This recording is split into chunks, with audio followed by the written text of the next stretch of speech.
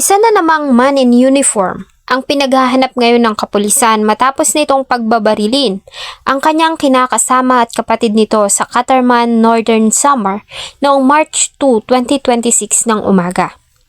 Bagamat naisugod pa sa paggamutan ang dalawang biktima, ang civil engineer na si Karen Grace Corsino del Valle ay diniklarang dead on arrival, samantalang agad namang isinailalim sa operasyon ang kanyang kapatid na nagtamo din ng tama ng bala. Bakit kaya ito sinapit ng magkapatid at ano ang nagtulak sa suspect para gawin ng karumal-dumal na krimen? Dead on arrival ang isang babae matapos barilin ng isang miyembro ng Philippine Army sa barangay Dalakita, Catarman, Northern Samar.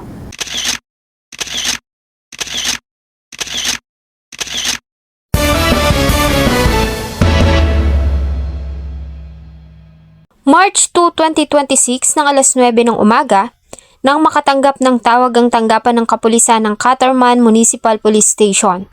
Ang tawag ay dahil umano sa naganap na pamamaril sa harap mismo ng Regional Trial Court ng Catarman, Northern Samar. Halos magkasabay lang na dumating sa lugar ang Catarman Police at ang Northern Samar PDRRMO. Sa gilid ng kalsada ay dinatnan pa nila ang nakahandusay ng mga biktima, isang babae at isang lalaki. Nakasuot ito ng pantalon, kulay itim na pang itaas at may nakasukbit na backpack sa kanyang likuran. Bahagya pang nadadaganan ng motor ang kanang hita ng babaeng biktima na kinilalang ang civil engineer na si Karen Corsino del Valle. Ang kapatid niyang lalaki na kasama niya ng maganap ang pamamaril ay natamaan din ng bala. Dahil sa kalagayan ng mga biktima, ay agad silang dilala ng mga tauhan ng Northern Samar PDRRMO sa Northern Samar Provincial Hospital. Subalit diniklara ng emergency doctors doon na wala ng buhay ang biktima na si Karen Corsino del Valle upon arrival. Samantalang ang kapatid niya naman na si Kent John ay agad na ipinasok sa operating room dahil sa tinamo nitong tama ng bala ng baril. Ang pamilya Corsino ay matagal nang naninirahan sa Northern Samar. Kilala ang pamilya dahil sa kanilang pagiging matulungin at madaling lapitan. Tulad ng iba, si Karen Grace ay hindi isinilang na mayaman, bagamat hindi rin naman sila lubos na naghihikahos sa buhay. Bata pa lang si Karen Grace ay kapansin-pansin na ang pagiging matalino nito, mabait at responsable. Kaya naman bata pa lang ay alam na ng kanyang pamilya na malayo ang kanyang mararating. Nang magkolehiyo si Karen Grace, ay kumuha ito ng kursong Bachelor of Science in Civil Engineering o BSCE.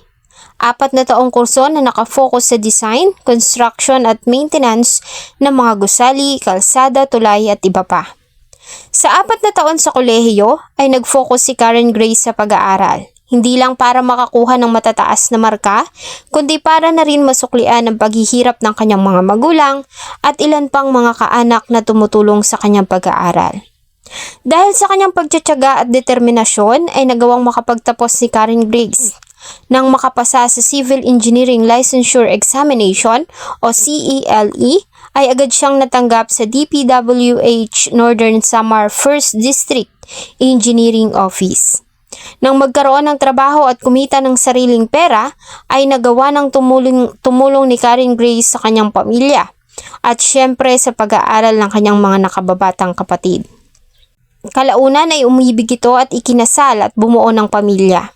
Subalit tulad ng iba ay sinubok din sila ng problema. Kalaunan ay naghiwalay si Karen Grace at ang kanyang asawa. Sinubukan itong mag-focus sa pag-aalaga ng kanyang mga anak at sa pagtatrabaho.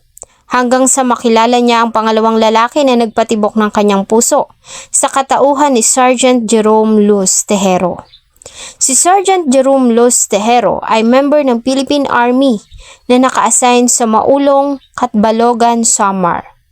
Sa matyagang panunuyo at panliligaw ay tuluyang nahulog ang loob ni Karen Grace dito hanggang sa magdesisyon na silang magsama.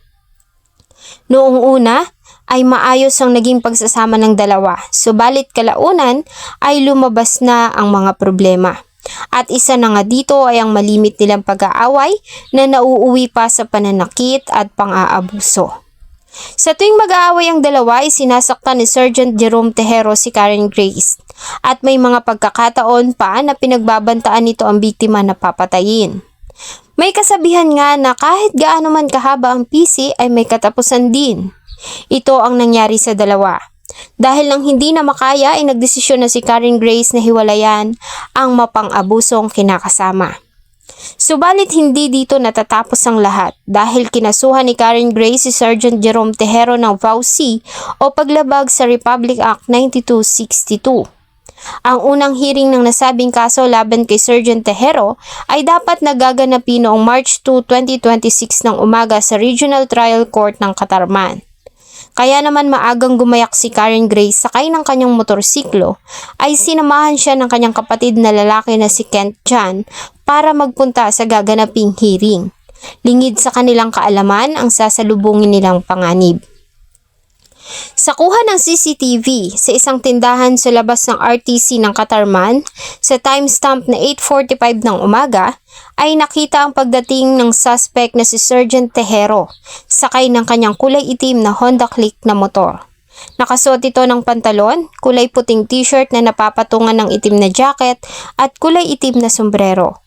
Pagbaba nito ng motor ay itinapon nito ang kanyang hawak na helmet sa gilid ng daan at saka may binunot sa kanyang bewang.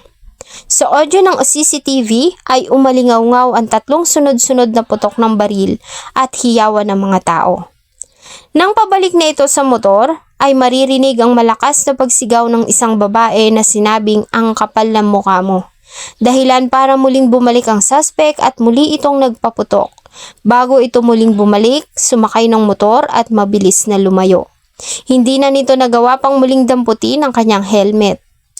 Si Karen Grace ay nagtamo ng tama ng bala sa kanyang ulo. Fatal ito kaya naman agad siyang binawian ng buhay.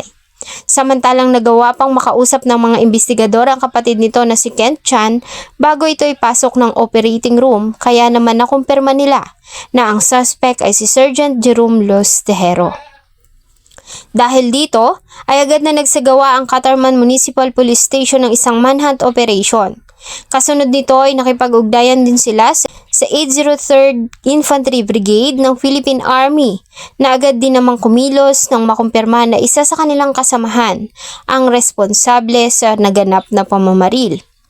March 3, 2026 ay nagawang ma-recover ng mga pulis ang motorsiklo na ginamit ng suspect na si Sergeant Jerome Tejero pero hindi nila nahuli ang suspect. Sa ngayon ay patuloy ang ginagawang manhunt operation ng PNP at ng Philippine Army. Kumakalat na rin ngayon sa social media at mga pahayagan ng kanyang larawan kasabay ng mga panawagan na kung sino man ang may impormasyon o nakakaalam sa kinaroroonan nito ay agad na ipaalam sa kinauukulan. Pinapaalala din ng PNP na armado ang suspect at lubhang delikado, kaya naman kung makikita ay marapat na agad itong ipabatid sa kanilang himpilan. Sa ngayon ay nasa kanilang tahanan na ang katawan ni Karen Grace at kasabay ng mga luha at pagdadalamhati ay isa lang ang panalangin ng pamilya na sana ay mahuli na ang suspect at mabigyan ng hustisya ang ginawa nito sa mga biktima. Maraming salamat po sa inyong patuloy na pagtangkilik ng atin pong mga videos. Huwag niyo pong kalimutang mag-iwan ng inyong salubin at suggestion sa atin pong comment section. Thank you so much po and see you on my next video.